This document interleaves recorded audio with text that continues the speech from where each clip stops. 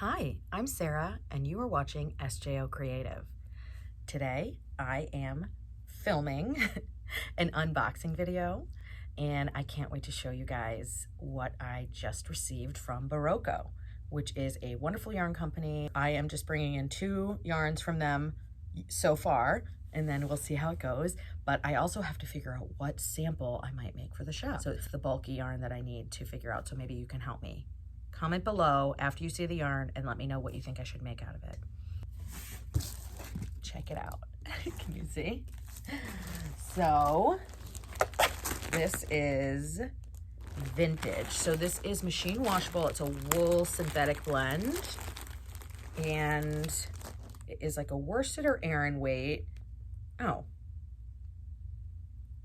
Yeah, they have you on like a 7 or an 8 on this. So it's definitely like a worsted. This is like a regular worsted. It's very soft and it is machine washable. Let me see. Machine washable and lay flat to dry. Okay. And there's 218 yards to 100 grams. So this is really nice. I can't wait to work with this. I'm going to really enjoy it. It's going to be great for color work. It's going to be great for anything for kids. I got the same blend, but in a chunky, not bulky, chunky. So let me see if I can find a bag of the chunky. This is just vintage, so this is a nice color. It's kind of like a cobalt blue. It has a little green in it. Okay, this, I think, yeah, this is the chunky. So this is vintage chunky. And let's look at the difference between the 2 yarns. Okay, so for this one, you've got 136 yards to 100 grams. You're going to be getting about 3 to 3.5 stitches to an inch, definitely 3.5. And then if you look at the 2 yarns next to each other, you can see the thickness versus the difference in thickness. But it is a nice twist. I guess I would say it's kind of like Cascade 128, but it's a little bit thinner. But the hand on this is so nice. Let me just tell you what the blend is. So it's like half acrylic and then 40% wool and then 8% nylon. So it's a half 50-50, like synthetic to wool. But I think it's gonna like make really nice objects, and I feel like this is like a workhorse type yarn. Like this is the yarn that's going to, your project's going to stay nice for a really long time, keep its shape, things like that, versus like if you're working with something that has a lot of alpaca or silk, or if you have working with cotton, sometimes your projects can droop and stretch and all this stuff. This yarn I feel like is going to have really great stitch definition. I printed out all the labels. I received everything.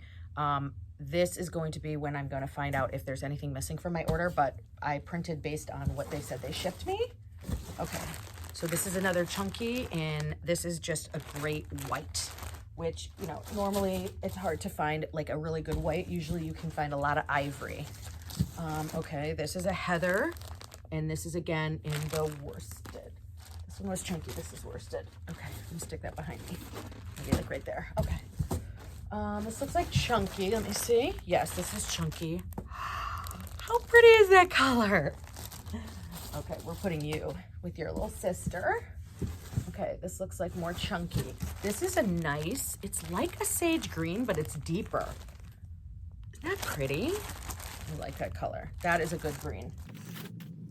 Okay, let's see. All right. More chunky. This is a nice solid gray, so it's not heathered, but it's a good like medium gray. It's not too dark. Another chunky, this is like a nice like royal blue, a little bit darker than like, it's not like a bright blue, it's royal blue, like a deep. This is nice, I like it. Okay, what else do we have? Okay, so this is the same color as the worsted. This is chunky, this is worsted. So like a heathered medium light blue. More chunky, so this I think was mostly chunky. This is like a nice neutral tan, I like it. Ooh, good red. I mean, that is a nice. So I prefer a cool red to a warm red, so this is gonna lean more towards a bluish red versus like an orangey red. So, I like it. baby blue. Okay, so this is that teal, like green, just so you can see. They're similar, but there's definitely, it's not the same. It's a blue, a baby blue. Is this chunky? Yes, it is. Look at that light pastel purple. So cute for like baby stuff. I love that.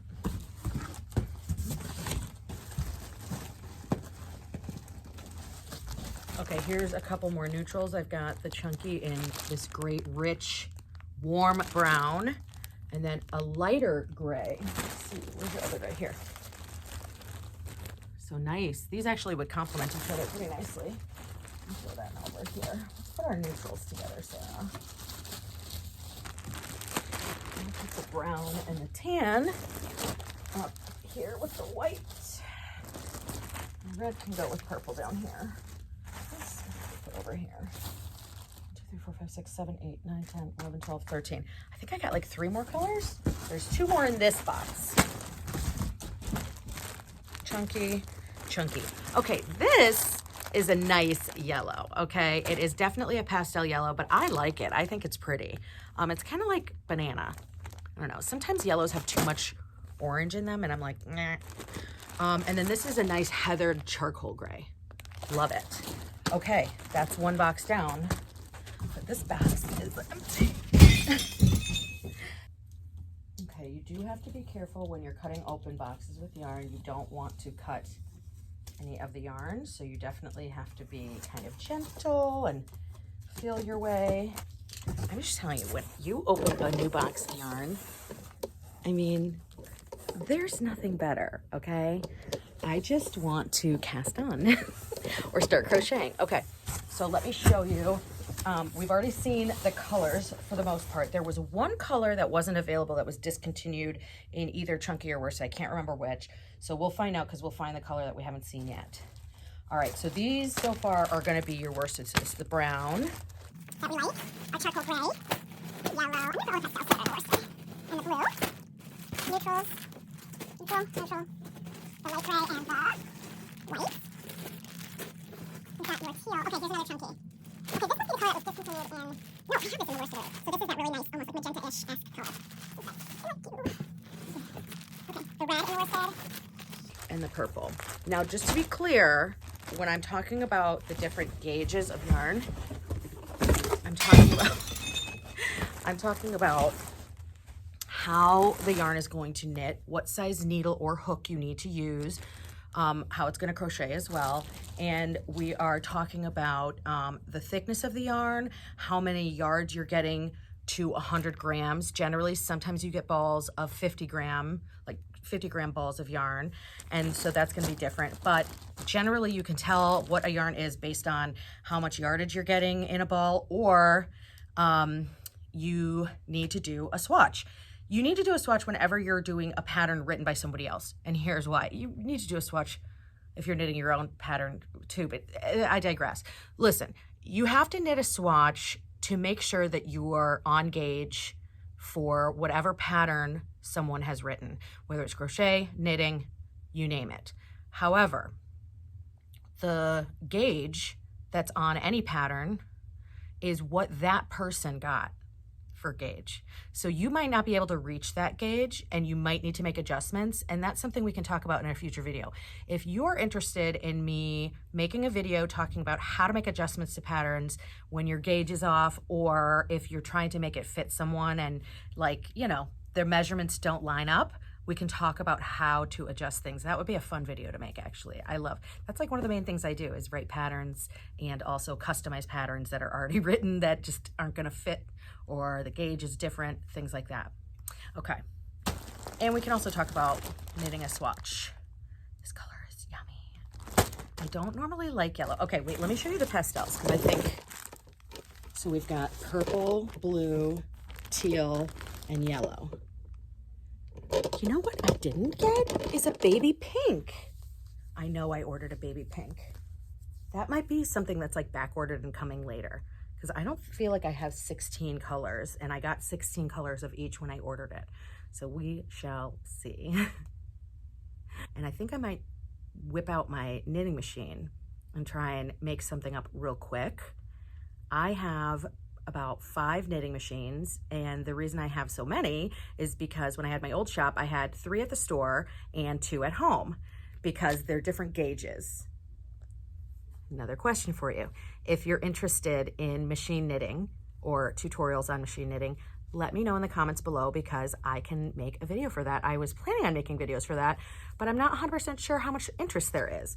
I have not touched my knitting machines in a while, so I am definitely going to have to refresh before I do a tutorial, but maybe I'll show you me trying to get the machine working again. I mean, it shouldn't not work, but it might need to be like oiled and cleaned and things like that. Who knows? I don't know what's going to happen. I never know. I never, but I'm an optimist. You know that. You know that about me. I'm an optimist. So I really like what I've gotten. I'm definitely missing some colors because it's not fully rounded out. The next thing that I'm going to do is I have my labels. So I am going to price everything, like tag everything, so that when people come up to my register desk, I can just scan it with my little UPC scan gun, and then it's out of my inventory. And so that helps me a lot to know what I actually have on hand for the website. If people place orders via the website, I need to know, okay, do I have that quantity on hand? And if not, I place an order.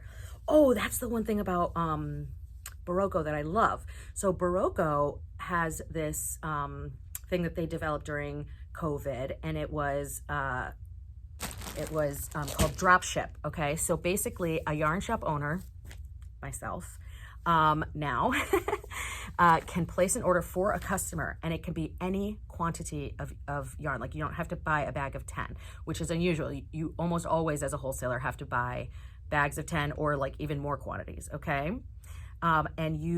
So I can order yarn for you, even if it's not something that I carry, and have it shipped directly to you from Barocco, which is very unusual. Normally I would have to get it in and then either ship it to you, or I would have to have you come and pick it up. And you can do any quantity, which is crazy, right? So like if you want 3 balls of something, I can order that for you from Barocco, and it does not have to be something that I carry. I have a few other samples of some other Barocco yarns that I have in the shop. And then I think, you know, I might play with some other things too and see, because, you know, what's nice is I could maybe order a couple things where I'm not committing to a lot and try the yarn out before I bring it into the shop. My plan, and if it works out, is that this is going to be sort of a staple yarn in the store. So this is going to be a yarn that I will get new colors in, but I will almost always carry. And so you should be able to get this yarn from me regularly. And this is going to be something that we do a lot of use for like classes and like beginning knitting, but also this I think is going to be really great for you know what, it would be really good is for a cabled sweater. I don't have time to do I don't have time to do anything. All right, I am going to get down to tagging all of this yarn. And oh, by the way, worsted and chunky are $10.50 per skein, which is a really great price because, oh my, I think I might have mentioned prices have gone up. This is like my budget yarn. It's still a really nice yarn. It's just expense-wise, like cost-wise, a lot lower. And most of the yarns are going to be upwards $20 and up. I have a cotton that's not.